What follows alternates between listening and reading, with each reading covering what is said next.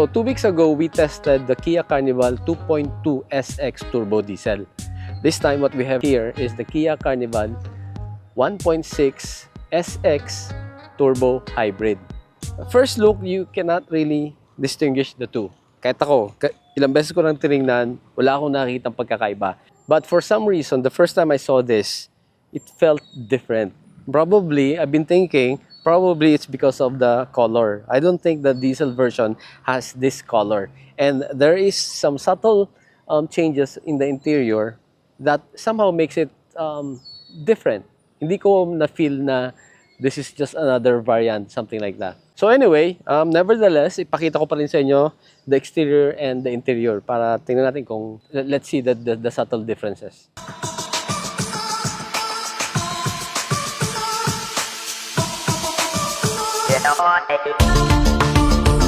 Nandito tayo sa Invitec Films para magpa-install ng Invitec Paint Protection Film with Invitec Graphene Coating for ultimate protection. Parang ang unang impression ko, alam mong glossy pero parang anong nilagay? Kasi parang wala naman ako nakitang may pinatong So nag-curing pa lang to kahapon, so it will still take a few more days para completely lumapat siya. But so far right now, ganda. Ang sarap hawak-hawakan. Really happy with the result. Ang ganda. Nakakatuwa. Call Invitec now, schedule your PPF installation, mention TeamDy TV, and get a discount.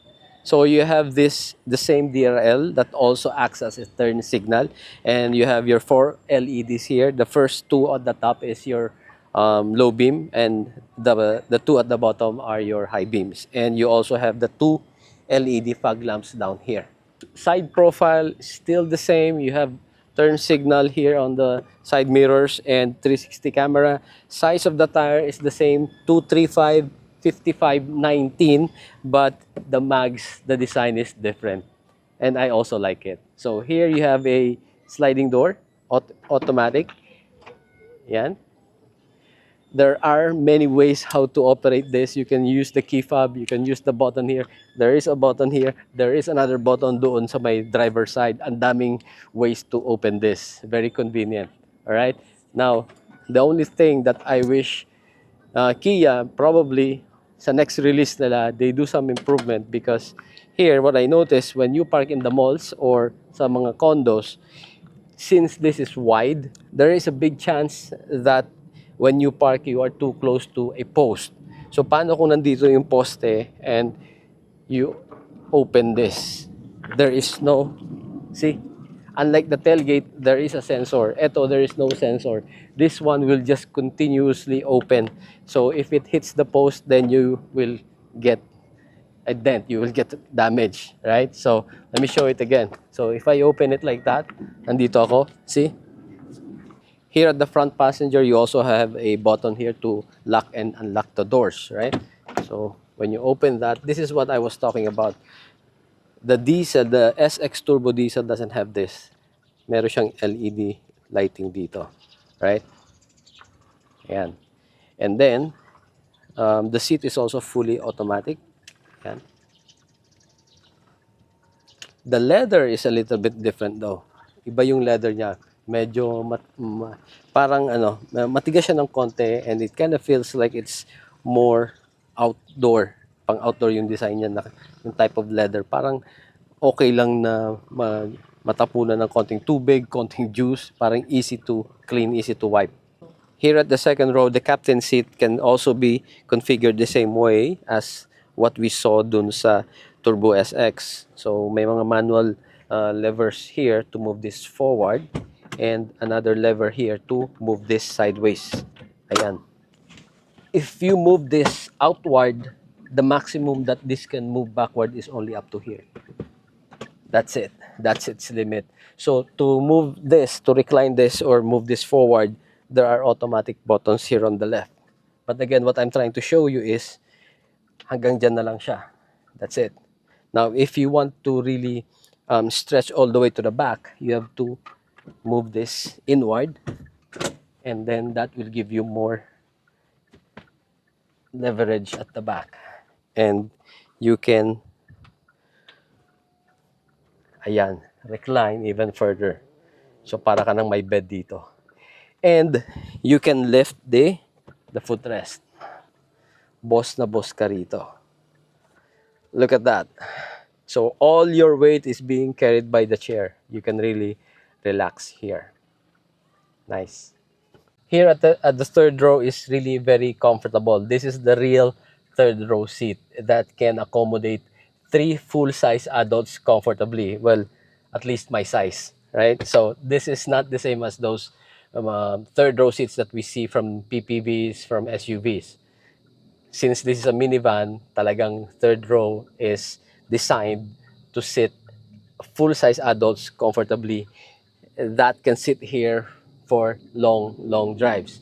So here, meron kang tatlong headrests. Ayan. And seat belt for the middle passenger. Just a reminder, I am 5'6", about 145 pounds, para may idea kayo ng size ko. And, you know, you can imagine how much people you can accommodate here.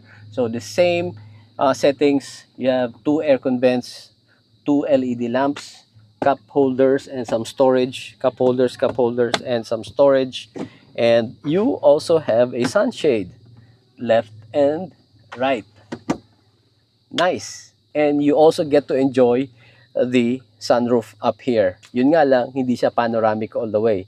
Dalawa siya split. So here at the second row, you have 2 LED lamps. Ayan. One aircon vent, another aircon vent, grab handles, and control for the AC. Okay? And guys, the driver and the front passenger and these two, they're all ventilated seats. So may aircon dito sa may puwet and then sa likod. So here you have buttons here to control that. So they're both cooled and heated. And you also have a sunshade here. And also dito sa front passenger seat, you can control the seat. You can move it forward or recline forward, backward.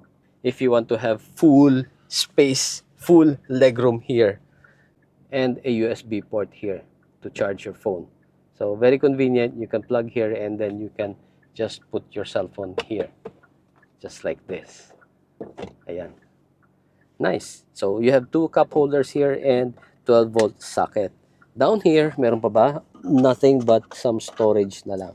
So basically the same layout, the same setup, the same amenities here as the 2.2 turbo diesel. Nag-enjoy dito si Achi tsaka si Dichi kasi tuwan-tuwa talaga sila sa space and very comfortable tong captain seats. So guys, it's really getting dark. I hope you can still see me, but anyway, at least you can appreciate, nakikita nyo yung tail lights, di ba? So the same as the one in the turbo diesel SX, you have your LED here and the squarish design and your 1, 2, 3, 4 LED tail lights and signal lights and 360 camera. So the tailgate is also automated. Let's open it.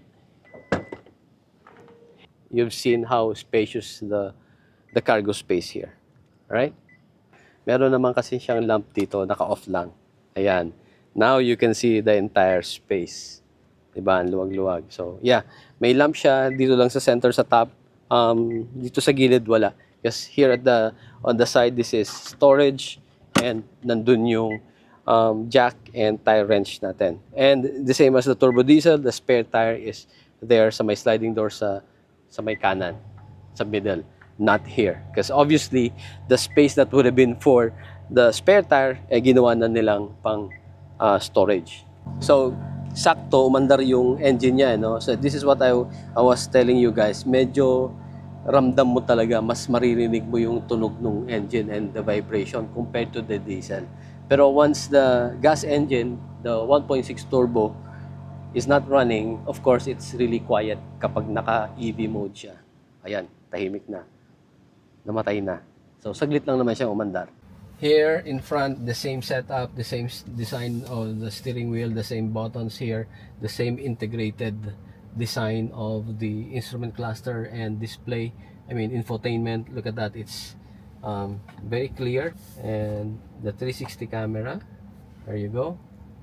Madilim na nga lang kasi sa labas. But, yeah, it's clear. And the same design for the AC controls. Meron kang dual dito. Nagsuswitch tong LCD na to right? Remember, for the AC and for the navigation, and then meron kang dalawang dials to control the AC for the driver and the passenger. You also have a charging pad here, tapos itong rotary, yung dial na electronic shifter, electronic parking brake, and the button to switch your drive modes and auto hold, and for the sonar parking, yung nagbi-beep beep sa likod, and this is to activate and close the 360 camera. And again, my favorite, this one, yung button dito for the seat ventilation. I really like this. And I've shown you earlier, large size pala tong cup holder. So yung uwala ni Dichi, nagkasya dito. Ang laki-laki, nagkasya. Alright?